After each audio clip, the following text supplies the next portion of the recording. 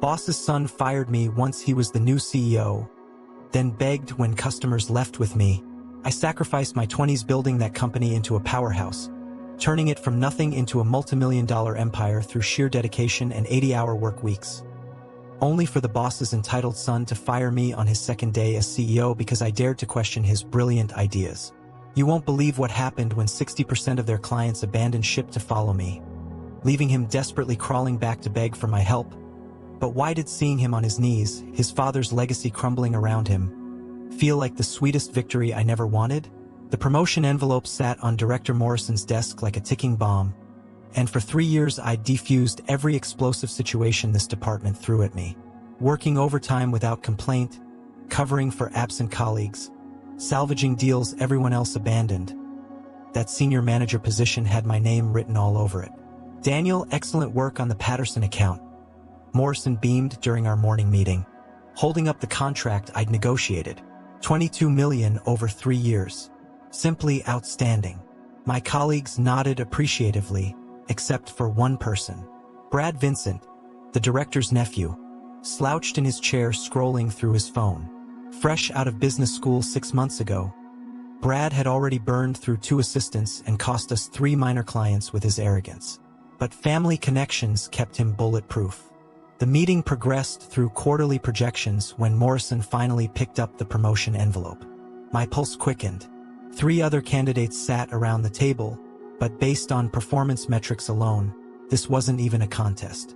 As you all know, the senior manager position comes with significant responsibilities. Morrison began. The board has reviewed all applications thoroughly. Brad suddenly perked up, sliding his phone into his pocket. Strange, considering he hadn't even submitted an application. After careful consideration, Morrison continued, his eyes avoiding mine. I'm pleased to announce our new senior manager, Brad Vincent. The words hung in the air like poison gas. My coffee mug froze halfway to my lips. Around the table, shocked expressions mirrored my own disbelief, except for Brad, who was already shaking Morrison's hand. Director Morrison. Brad caught himself, grinning. I won't let you down. Hold on. I found my voice. Brad didn't even apply for this position. I've seen the application list. Morrison shifted uncomfortably. Brad's application was submitted through internal channels. His unique perspective and fresh ideas align perfectly with our future vision. Fresh ideas? Sarah from accounting interjected. He lost us the Riverside account last month by showing up drunk to their presentation. That's enough, Morrison snapped. The decision is final. Meeting adjourned. As everyone filed out, I remained seated. Morrison busied himself with papers, avoiding eye contact. Ray, I said quietly, we've worked together for 9 years. You know my track record. Daniel, you're a valuable employee, he mumbled. But Brad brings different qualities. You mean he brings DNA that matches yours? Morrison's face reddened. Watch your tone. Brad earned this position. By doing what exactly? Name one successful project he's completed. This discussion is over. Morrison stood abruptly. Accept the decision or find employment elsewhere. That evening, I sat in my home office surrounded by performance reviews, sales reports, and client testimonials, 3 years of documented excellence. My phone buzzed with messages from colleagues expressing their shock. But one text stood out, from Lisa in HR. Check your email. Unofficial heads up. Brad's personnel file was altered yesterday. His failures were scrubbed clean. I opened my laptop and found Lisa's forwarded documents. Brad's original file showed 6 formal complaints, 2 lost clients, and a harassment warning. The revised version painted him as a model employee. My hands trembled as I dialed my lawyer friend, Marcus. They can't do this, Marcus said after I explained. Document everything. Start recording conversations. One-party consent is legal in our state. I feel like I'm going crazy, I admitted. 9 years of loyalty, and this is how they repay me? Nepotism is ugly but not always illegal, Marcus replied. However, falsifying personnel records? That's different. Be careful, but be smart. The next morning, I arrived early with a digital recorder in my pocket. Brad had already moved into the senior manager office, his feet propped on the mahogany desk. "Morning, Danny boy," he called out as I passed. "No hard feelings about yesterday, right? Tell you what, grab me a coffee, and we'll call it even." I stopped and turned. "I'm not your assistant, Brad." "Actually," he smirked. "According to the new organizational chart, you kind of are. Senior managers oversee all account executives. That includes you." The recorder captured every word as Brad outlined his vision for the department: longer hours, fewer benefits, and a new commission structure that favored him exclusively. "One more thing," he added. "That Patterson deal you closed? I'll be taking over that relationship. Client FaceTime is a senior manager responsibility now." "I've worked with Patterson for 2 years," I protested. "They specifically requested me as their point person." "Yeah, well, things change. I already called them this morning. Told them you'd been reassigned due to performance issues." "What?" My voice rose. "You told them I had performance issues?" Brad laughed. "Relax. I smoothed it over. Said you were getting extra training. Under my supervision, of course." That afternoon, I found my computer access restricted. Projects I'd managed for years suddenly required Brad's approval. Emails from clients were being redirected to his inbox. "System upgrade," IT explained when I called. "New security protocols from management." By day's end, I'd recorded 3 more conversations, Brad taking credit for my work, Morrison brushing off my concerns, and an HR representative claiming no knowledge of the personnel file alterations. Walking to my car, I found Brad leaning against it, cigarette dangling from his lips. "Word of advice," he said, blowing smoke in my direction. "Uncle Ray and I had dinner last night. He mentioned you've been asking questions, making waves." "Just trying to understand the new structure," I replied evenly. "Here's what you need to understand." Brad stepped closer. "This company runs on relationships. Blood relationships. You can either accept that or update your resume. Is that a threat? It's reality. You think your little sales numbers matter? I've got something you'll never have: the right last name." As Brad walked away, I touched the recorder in my pocket. Every word captured, every threat documented. That night, I sat at my kitchen table with printed emails, recorded conversations, and a growing file of evidence. My phone rang. Patterson himself. "Daniel, what's this about performance issues? Brad Vincent called saying you're under review." "John, I need to be careful what I say, but that information is inaccurate." "I don't care what internal politics are happening," Patterson said firmly. "You're our guy. If Sterling Corp can't guarantee that, we'll need to reconsider our contract." After hanging up, I stared at the evidence before me. 9 years of building relationships, earning trust, proving my worth, all being systematically destroyed by nepotism and lies. But they'd made one crucial mistake. They'd underestimated me. Opening my laptop, I began typing, "Documentation log, day 1. 2 weeks into Brad's reign of incompetence. The department was hemorrhaging talent and clients faster than a severed artery." The recorder in my pocket had captured enough evidence to sink a battleship, but timing would be everything. Monday morning arrived with an emergency all-hands meeting. The conference room buzzed with nervous energy as Morrison stood beside his nephew, both wearing identical fake smiles. "Team, I know there have been some adjustments lately," Morrison began, "but change is necessary for growth." Brad stepped forward, designer suit wrinkled from what smelled like another late night at the bars. "Effective immediately, we're implementing new performance metrics. Everyone will submit daily activity reports directly to me." "Daily reports?" Michael from sales spoke up. "That's 5 hours of paperwork per week." "Success requires sacrifice," Brad replied, his bloodshot eyes scanning the room. "Anyone who can't handle it should consider whether they belong here." The recorder captured every word as Brad outlined his draconian new policies: mandatory overtime without compensation, slashed expense accounts, and a commission structure that funneled most earnings upward. Questions? Brad asked, daring anyone to speak. I raised my hand. What about existing client relationships? Many of us have spent years building trust. Client relationships belong to the company, not individuals. Brad smirked. I'll be personally reviewing all major accounts. After the meeting, I found Sarah from accounting crying in the break room. 20% pay cut, she whispered. I've got 2 kids in college. How am I supposed to manage? Document everything, I told her quietly. Keep records of all communications. That afternoon, Brad summoned me to his office. Awards I'd earned over the years had been removed from the walls, replaced with his fraternity photos and a mounted fish.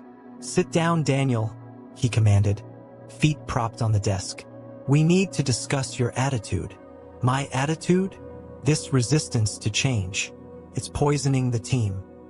He leaned forward, breath reeking of alcohol despite it being 2 p.m.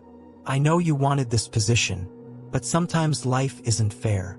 Is that what you told Patterson when you called him again this morning? Brad's eyes narrowed. How did you know about that? He called me afterward. Said you offered him a 30% discount if he'd stop requesting me as his account manager. Business is business, Brad shrugged. Besides, I've got something better for you, the Wilkins account. I almost laughed. Wilkins Construction was our smallest client, worth maybe 5% of Patterson's billing. You're reassigning me from a $22 million account to a $300,000 one? Consider it a fresh start, Brad smiled coldly. Unless you'd prefer no accounts at all? The recorder captured his barely veiled threat. That evening, I met with 5 other senior employees at a quiet restaurant downtown. The stories they shared painted an even darker picture. He's accessing our computers after hours, Janet from IT whispered, copying files, reading private emails. Morrison knows everything, added Robert from legal. But he just says Brad needs time to find his footing. Found these in the shred bin. Mike slid papers across the table. Looks like they're planning to eliminate half our positions by year-end. I studied the documents, a restructuring plan that would gut experienced staff while creating new positions for Brad's college buddies. Wednesday brought another disaster. Brad had attempted to negotiate with our biggest client, Techron Industries, and somehow managed to insult their CEO's wife during a dinner meeting. She looked older than him. Brad defended himself when Morrison called an emergency meeting. How was I supposed to know she was his wife and not his mother? The wedding ring might have been a clue, I muttered. You got something to say? Brad wheeled on me. Just that Techron represents 40% of our revenue. Maybe sending someone who can't distinguish between wives and mothers wasn't optimal. Morrison's face reddened. Daniel, that's enough. Brad was showing initiative. Initiative? I stood up. He's lost us 6 clients in 2 weeks. Sarah's crying in the bathroom. Mike's updating his resume. Half the department is shopping for new jobs. If people want to leave, let them, Brad snapped. We'll hire hungry graduates who appreciate opportunity. You mean hire your frat brothers? The words escaped before I could stop them. The room went silent. Morrison's face turned purple. My office. Now, he growled. Behind closed doors, Morrison didn't hold back. You're on thin ice, Daniel. One more outburst and you're gone. Ray, he's destroying everything we built. You know this. He's family, Morrison said flatly. And he's learning. At what cost? We'll lose Techron. Patterson's already looking elsewhere. 9 years I've been here, and you'll be gone in 9 seconds if you don't fall in line, Morrison interrupted. This is your final warning. I reached into my pocket, feeling the recorder. I need this in writing. What? My final warning. I want it documented. Morrison's eyes narrowed suspiciously, but he typed up a formal warning letter. As I signed it, I made sure to read key portions aloud for the recording. Thursday morning, I arrived to find my office locked. A sticky note on the door read, "See Brad." In his office, Brad lounged with his feet up, tossing a stress ball between his hands. "Danny boy, we're making some space adjustments. You'll be moving to the cubicle farm. I'm a senior account executive. I need an office for client meetings. Was a senior account executive, Brad corrected. Your new title is account coordinator. Less responsibility, more supervision. You're demoting me? Restructuring, he smiled. Same salary for now. But hey, look at the bright side, you're closer to the coffee machine. I found my belongings already boxed and moved to a cramped cubicle near the restrooms. The symbolism wasn't subtle. That afternoon, Patterson called demanding to speak with me. Brad intercepted the call. Mr. Patterson, Daniel's been reassigned. I'll be handling your account personally. What do you mean you'll terminate the contract? Let's not be hasty. Yes, I understand your position, but I heard Brad's voice rising from his office, growing more desperate. 20 minutes later, he stormed out. This is your fault, he shouted, pointing at me. You poisoned them against me. I haven't spoken to Patterson in 3 days, I replied calmly. You told me not to. Don't play innocent. I know you're behind this. Morrison appeared, face ashen. What's happening? Patterson's pulling their contract, Brad admitted. Effective immediately. The color drained from Morrison's face. That's 30% of our revenue. It's sabotage, Brad insisted.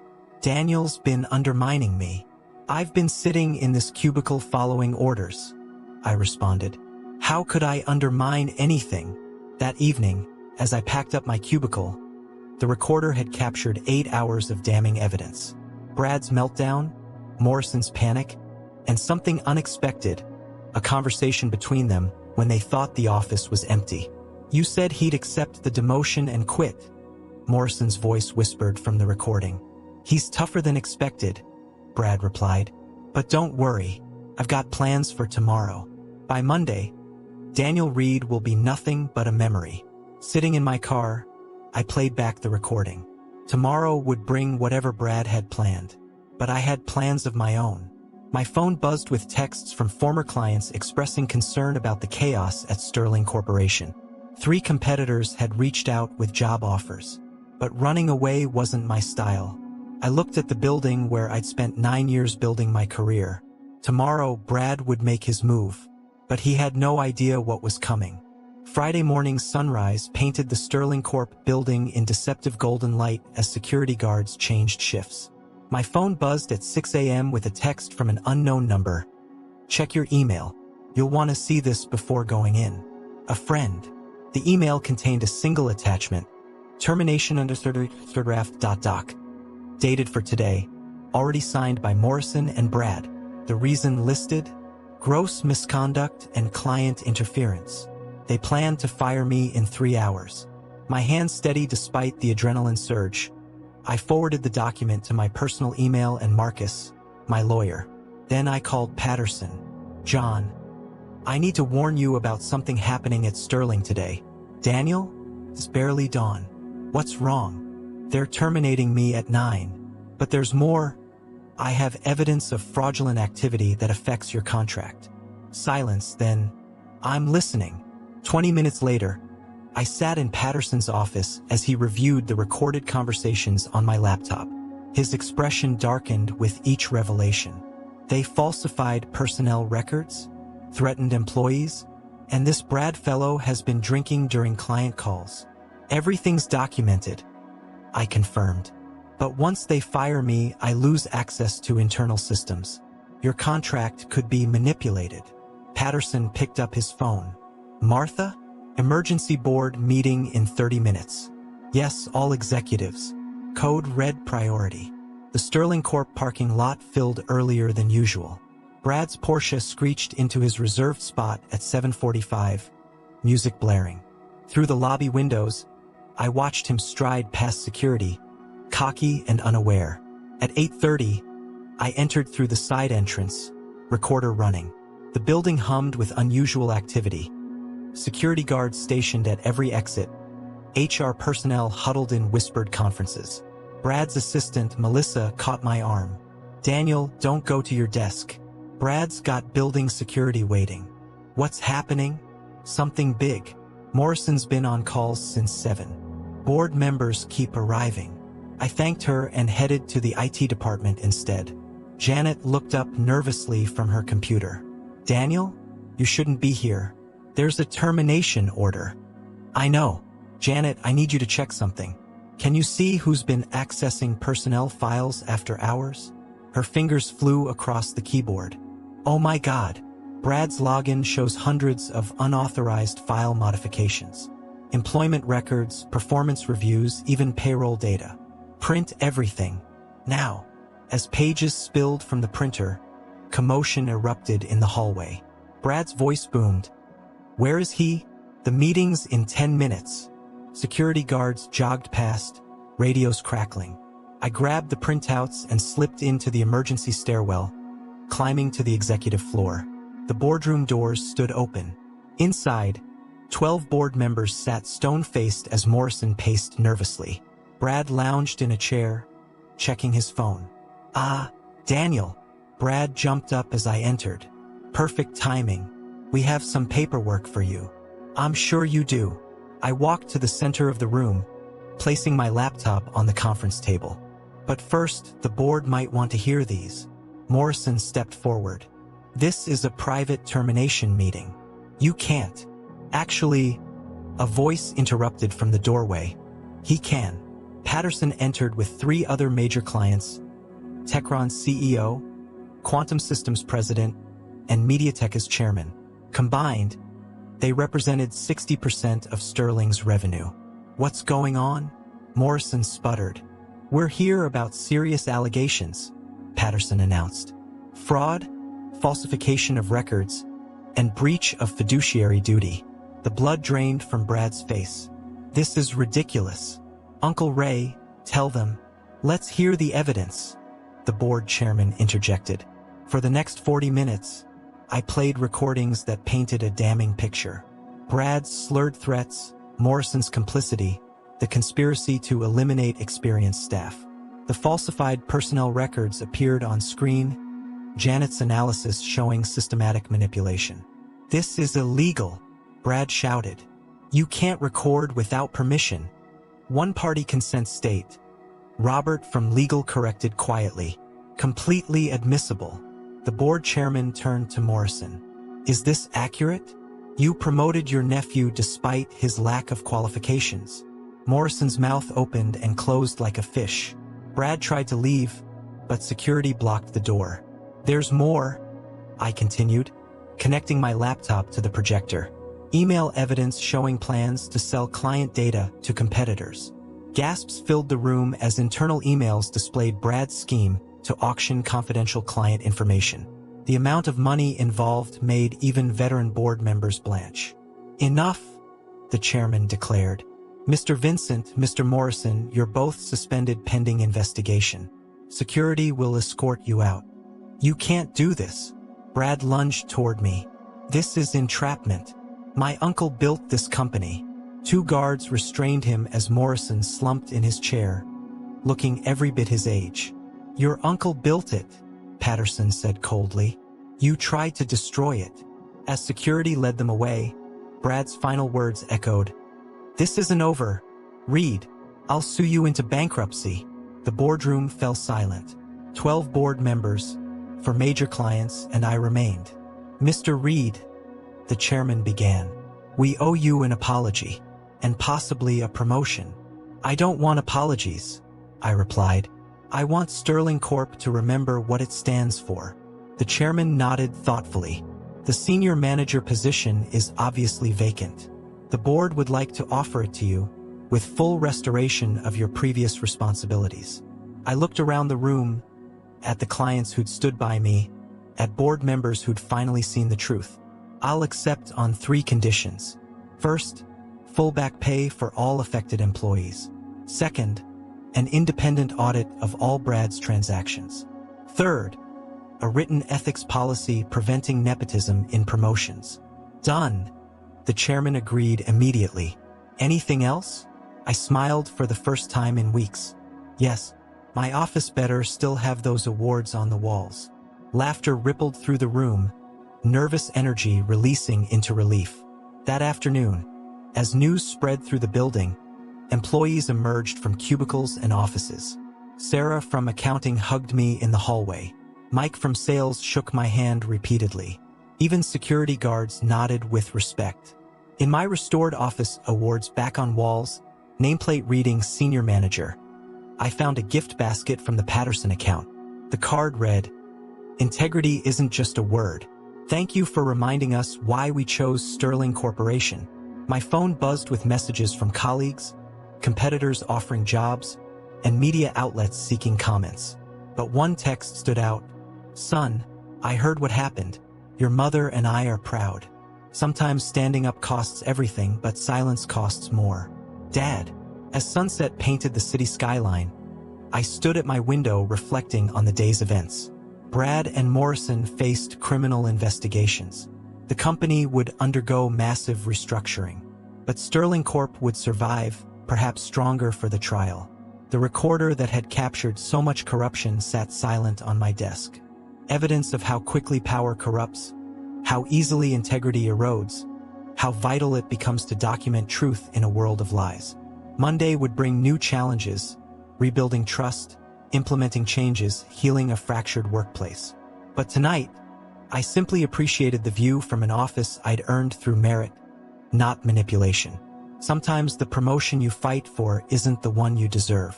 Sometimes it's better. 3 months into my role as senior manager, Sterling Corp's transformation exceeded even optimistic projections. Revenue climbed 18%.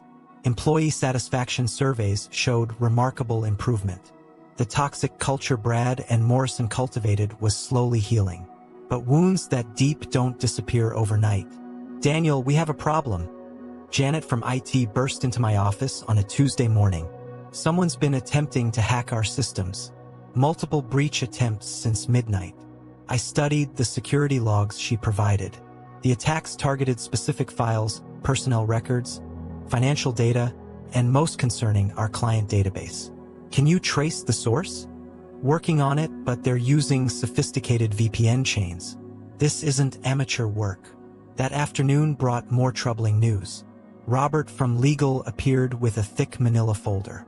"Brad's filed a wrongful termination lawsuit," he announced, claiming defamation, conspiracy, and get this, theft of intellectual property. "Theft? Of what?" "He says the client relationships you maintained were his ideas. He's seeking $20 million in damages." I almost laughed at the absurdity. His ideas? He lasted 3 weeks and lost 6 clients. It gets worse. He subpoenaed your personal devices, claiming you stole company data. Judge Harriman signed off this morning. The implications hit immediately. My personal laptop contained the recordings, evidence that saved Sterling Corp but could be twisted by skilled lawyers. When's the hearing? Thursday, 48 hours. That evening, I met with Marcus at his law office. Papers covered every surface as we prepared our defense. "Brad's lawyer is Richard Blackstone," Marcus explained. "Corporate shark wins through intimidation. He'll paint you as a disgruntled employee who orchestrated Morrison's downfall. But the evidence can be spun. Selectively edited recordings, entrapment, corporate espionage. Juries eat that narrative up. We worked until sunrise, building counter-arguments and organizing documentation. But something nagged at me. The timing of the lawsuit and hacking attempts felt connected. Wednesday brought confirmation. Janet burst in again, laptop in hand. "Got him." The hacker made one mistake, a momentary VPN dropout. The IP traced to a downtown address. She showed me the location. My blood chilled. That's Blackstone's law firm. The pieces clicked together. Brad wasn't just suing. He was actively trying to destroy evidence while creating new narratives. If he accessed our systems, he could plant false data to support his claims. "Lock down everything," I ordered. "Double authentication, offline backups, the works." That afternoon, an unexpected visitor appeared. Morrison, looking decades older than 3 months ago, stood in my doorway.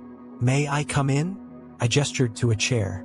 He sat heavily, age showing in every movement. "I'm not here to apologize," he began. "What's done is done." "But Brad..." He's lost himself completely. Your nephew is suing for $20 million. Morrison nodded sadly. He's staying with questionable people, drinking heavily, talking about revenge constantly. His lawyer, Blackstone, they met at a casino. Brad owes significant gambling debts. Why tell me this? Because I built this company on integrity, even if I forgot that toward the end. Brad's planning something bigger than a lawsuit. He's been meeting with our competitors, shopping information. What kind of information? Client lists, proprietary processes, 5-year strategic plans. Everything he could memorize or photograph before security escorted him out. The full scope of Brad's vendetta crystallized. Legal attacks, cyber warfare, and now corporate espionage. Will you testify to this? Morrison hesitated, then nodded. I failed this company once. Not again. Thursday's hearing arrived with unexpected drama. The courthouse steps swarmed with media. Brad had leaked the story, painting himself as a whistleblower exposing corporate corruption. Inside, Judge Harriman presided over a packed courtroom. Brad sat with Blackstone, designer suit impeccable, playing the wronged executive perfectly. Your Honor, Blackstone began. My client was targeted by a vindictive subordinate who illegally recorded private conversations and manipulated evidence to orchestrate a coup. For 2 hours, Blackstone wove a masterful narrative. Brad testified with practiced emotion about his innovative vision being sabotaged by entrenched employees resistant to change. Then came our turn. Defense calls Raymond Morrison. Gasps rippled through the gallery as Morrison took the stand. Brad's confident facade cracked. Uncle Ray, he whispered, what are you doing? Morrison's testimony was devastating. He detailed Brad's true performance, the falsified records, the nepotism that motivated the promotion. When he revealed Brad's plans to sell company secrets, even Blackstone looked shaken. Mr. Morrison, Marcus asked, why testify against your own nephew? Because truth matters more than blood, Morrison replied, voice steady. I forgot that once. Never again. The judge called a recess. In the hallway, Brad cornered his uncle. How could you? He snarled. Family means nothing to you? Family means everything, Morrison replied sadly. That's why I'm stopping you from destroying yourself completely. When court resumed, I presented the security logs showing hacking attempts from Blackstone's firm. The judge's expression darkened. Mr. Blackstone, are you aware that attempting to access computer systems without authorization is a federal crime? Blackstone stammered denials, but damage was done. His association with the hacking attempts tainted Brad's entire case. The judge's ruling was swift and brutal. Plaintiff's claims are dismissed with prejudice. Furthermore, this court refers evidence of potential cyber crimes to federal authorities for investigation. Brad erupted. This is corruption. You're all protecting him because he played your game. Security moved to restrain him, but Brad lunged at me first. You destroyed everything. My future, my family, everything. You destroyed yourself? I replied calmly as guards pulled him away. I just documented it. Outside the courthouse, media swarmed, but I pushed through without comment. Victory felt hollow when watching someone self-destruct so completely. Back at Sterling Corp, employees gathered in the lobby. As I entered, applause erupted not for winning a lawsuit, but for protecting their livelihoods from a predator. Patricia from HR approached with an envelope. The board met during the hearing. Unanimous decision. Inside, a single page bore the title Chief Operations Officer above my name. The promotion I'd originally sought paled beside this recognition. That evening, I found Morrison cleaning out his office, not fired, but retiring voluntarily. I'm proud of you, he said simply. You showed more integrity in 3 months than I did in 30 years. We all lose our way sometimes. He smiled sadly. Brad called from jail.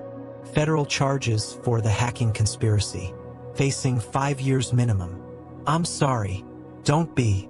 Prison might save his life. Force him to face consequences finally. Morrison picked up a photo from his desk. Him and Brad at graduation. I enabled his worst instincts. That's my real crime. Weeks later, Sterling Corp flourished under new leadership.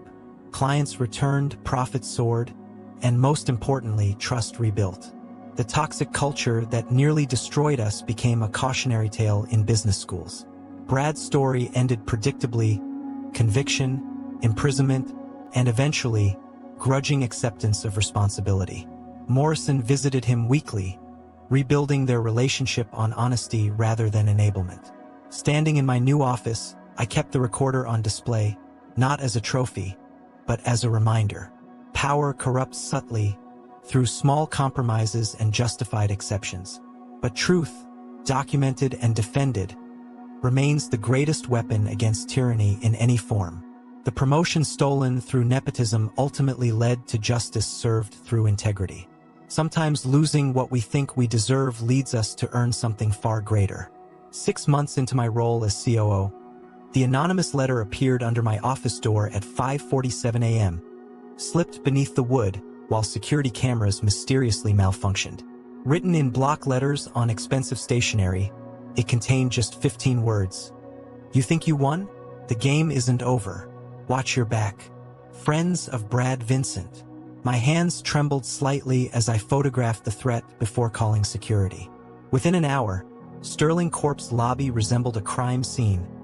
Police officers dusting for fingerprints, security reviewing footage, employees whispering nervously in clusters. Detective Sarah Mills examined the letter with professional detachment.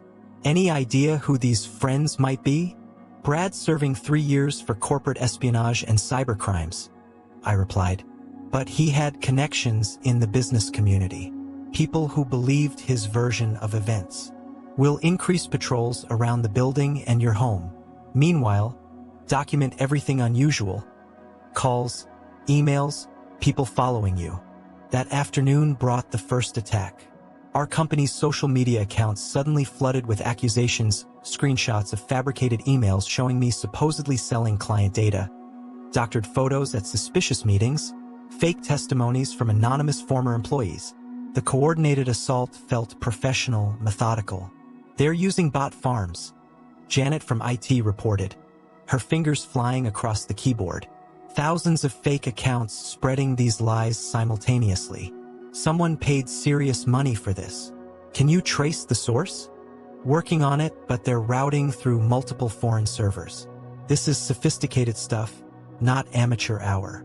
The damage accumulated quickly. 3 clients called expressing concern. A major partnership negotiation stalled. Our stock price dipped 4% in 2 hours as investors reacted to the social media storm. Board Chairman William Foster summoned me to an emergency meeting. The usually supportive board now wore expressions of concern and doubt. "Daniel, we need to address these allegations," Foster began carefully. "Even if they're false, perception becomes reality in the market. You're suggesting I step down? A temporary leave of absence, until this blows over." "That's exactly what they want," I protested. "Stepping down admits guilt for crimes I didn't commit." Board member Patricia Chun leaned forward. "Then give us something to work with. Who's behind this?" "Follow the money. Someone's funding this campaign. Professional social media manipulation, coordinated attacks, sophisticated technology. This costs hundreds of thousands." The meeting ended without resolution, but I felt the board's confidence wavering. Walking back to my office, I passed employees who avoided eye contact. The whispered conversations stopped when I approached. Doubt had poisoned the atmosphere I'd worked so hard to improve. That evening, an unexpected ally emerged. Sitting in my home office reviewing security footage, my doorbell rang. Through the peephole stood Morrison, Brad's uncle, the man whose nepotism started everything. "May I come in? I have information you need." Over coffee in my kitchen, Morrison revealed disturbing developments. Brad's been communicating from prison, using other inmates' phone privileges, coded letters to the outside. He's built a network of sympathizers, people who lost money when Sterling stock dipped during the scandal, executives from competitor companies we outmaneuvered, even some former employees he convinced were wronged. "You're still in contact with him?" "I visit weekly, trying to help him find redemption instead of revenge. But he's consumed by hatred for you. blames you for everything, his imprisonment, his disgrace, even my testimony against him. Morrison pulled out a wrinkled paper. Found this in his cell during my last visit. Guard let me photograph it before Brad noticed. The document outlined a complex strategy, Operation Payback. Phase 1, character assassination through social media. Phase 2, plant evidence of financial crimes. Phase 3, physical intimidation. Phase 4, total destruction of reputation and career. We're in Phase 1, I realized. This is just the beginning. There's more. Brad mentioned a guardian angel funding everything. Someone with deep pockets and a grudge against Sterling Corporation. That night I couldn't sleep. Every shadow seemed threatening, every noise suspicious. At 3 a.m., my phone buzzed with a blocked number. Enjoying the show, Daniel? The voice was digitally altered but dripped with malice. This is just the appetizer. Ready for the main course. Who is this? Someone who knows the truth about you. The ambitious climber who destroyed a good man to steal his position. But don't worry, justice is coming. The line went dead. I immediately called Detective Mills, played her the recording. She promised increased protection but warned me to vary my routines. Avoid predictable patterns. The next morning exposed Phase 2's beginning. Janet burst into my office, laptop clutched tightly. Someone's been inserting falsified transactions into our financial systems. Small amounts, but consistent, making it look like you've been embezzling for months. How deep does it go? 7-figure total spread across dozens of hidden accounts. If I hadn't been running deep diagnostics after yesterday's attacks, we might have missed it for weeks. The sophistication impressed even as it terrified. Whoever orchestrated this understood Sterling Corp systems intimately, an inside job, or someone with insider knowledge. Can you trace the code injection points? Already on it. But Daniel, if this gets to the authorities before we can prove it's fabricated. I know. Federal investigation, frozen assets, criminal charges. The trap was elegant in its simplicity. An emergency IT meeting revealed more disturbing details. The falsified transactions used my legitimate access codes but originated from IP addresses I'd never visited. Timestamps showed activity during meetings where dozens of witnesses could verify my presence elsewhere. It's like someone cloned your digital identity, Robert from Legal observed. Sophisticated enough to fool initial investigations but with breadcrumbs leading back to you. Patricia from HR entered, face grave. We have a bigger problem. 3 employees filed complaints this morning, claiming you've been pressuring them for kickbacks on vendor contracts. That's absurd. Which employees? She named them, all recent hires, all with connections to Brad's old fraternity network. The pieces clicked together. They're plants, hired during the expansion, waiting for activation. Can you prove that? Give me time. Their employment records, background checks, references, something won't add up. But time was a luxury we didn't have. By noon, news outlets picked up the story. Sterling Corp COO under investigation for embezzlement blazed across business channels. Stock price plummeted. Board members called demanding explanations. In the chaos, I almost missed the envelope slipped under my door.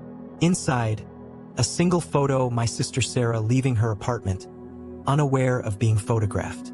The message on the back chilled my blood. Phase 3 begins tonight. Family is everything, right? I called Sarah immediately. Pack a bag. You're staying with Mom and Dad for a while. Daniel, what's wrong? Just trust me, please. Detective Mills took the threat seriously, assigning protection details to my family members. But the psychological damage was done. They'd shown they could reach anyone I cared about.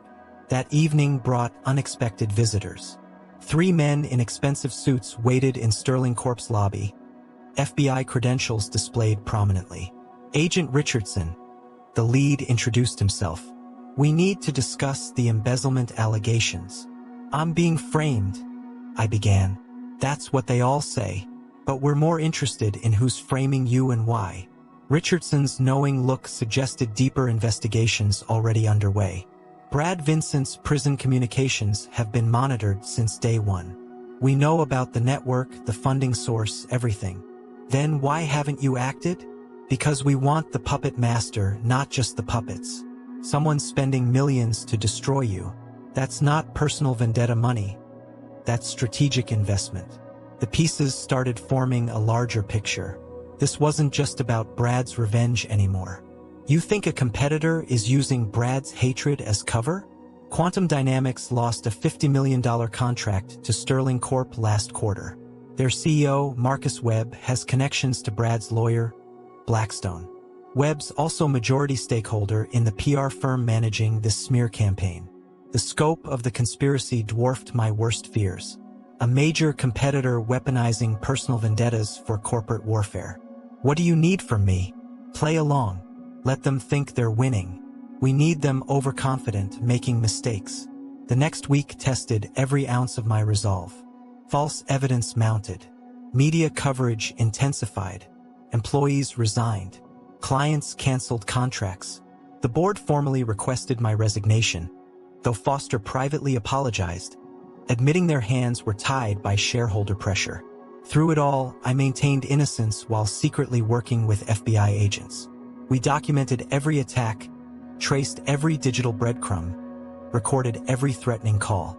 The evidence pile grew, but we needed the smoking gun. Direct proof linking Webb to Brad's operation came from an unexpected source. Melissa, Brad's former assistant, reached out through encrypted channels. "I can't stand by anymore," her message read. Brad had me forward emails to a private server before his arrest. I kept copies. They show everything. We met at a small cafe downtown, FBI agents posing as customers at nearby tables. Melissa's hands shook as she handed over a flash drive. Webb visited Brad 3 times before the arrest. Promised to fund his revenge if Brad provided inside information on Sterling's expansion plans. It's all here: emails, recorded conversations, financial transfers. Why come forward now? Because innocent people are getting hurt. Your family, employees who had nothing to do with this. It's gone too far. The FBI moved swiftly. Dawn raids hit Quantum Dynamics, Webb's home, the PR firm's offices. Arrests followed Webb, several executives, the planted employees at Sterling. The network collapsed like dominoes. In prison, Brad learned about the raids through news coverage. According to Morrison, he broke down completely, realizing he'd been used as a tool in someone else's war. 3 days later, I stood before Sterling Corp's employees in the main auditorium. The truth had emerged. My name cleared, but damage remained. Trust, once broken, takes time to rebuild. I addressed the packed room. I don't blame anyone who doubted. The evidence seemed overwhelming. But I hope we've all learned something about rushing to judgment, about the power of lies to destroy truth. The applause started slowly, then built to thunderous levels.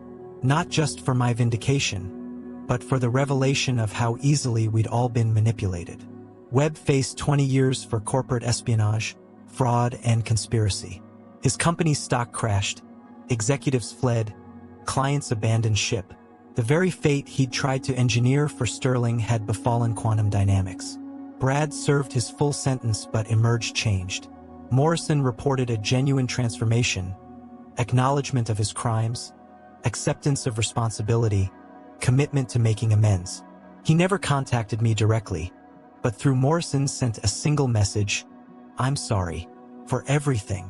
6 months after the conspiracy's collapse, I sat in my office walls, now decorated with new awards for crisis management and ethical leadership.